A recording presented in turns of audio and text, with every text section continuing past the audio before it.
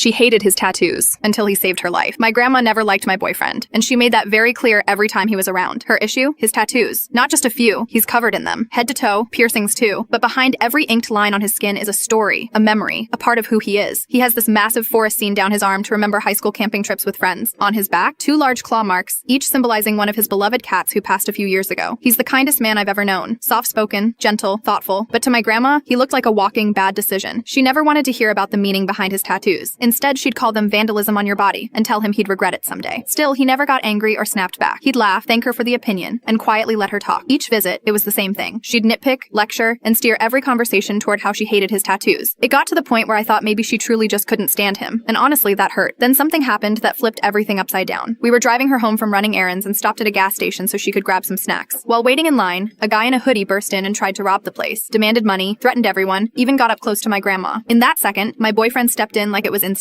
He managed to disarm the guy, pin him down, and ask the cashier to call the police and bring something to restrain him. Once the guy was secured, my boyfriend went around checking on everyone, handing back stolen wallets and helping the shaken customers. But when the cops arrived, they didn't see a hero. They saw his tattoos, his piercings. They moved toward him with cuffs. Before I could say anything, my grandma stepped forward, voice shaky but loud. "That's my grandson. He's a good person. He did nothing wrong. He helped everyone here. If you're taking him, you're taking me too." She grabbed his arm and linked hers with his, refusing to move. You could tell the cops didn't want that scene. One of them raised their hands, apologized to her, and stepped back. But she wasn't done. "Young men," she said, "you owe him the apology, not me." They looked awkward, said something quick and half-hearted to him, then finally left with the actual robber. I stood there frozen, watching the 2 most important people in my life protect each other. I had tears in my eyes by the time I reached them. We hugged tightly before hurrying out of that gas station. On the way home, Grandma, still fired up, said, "Those darn cops took one look at you and your tattoos and tried to whisk you away. How dare they judge a book by its cover?" I laughed. "Well, Nana, you kind of did the same thing too." She gave me a little side glance and muttered, "No, I always knew your boyfriend was a good person. I just really hate his tattoos." He chuckled and asked, "What if I get a tattoo of you?" She paused. "That might be the only one I like."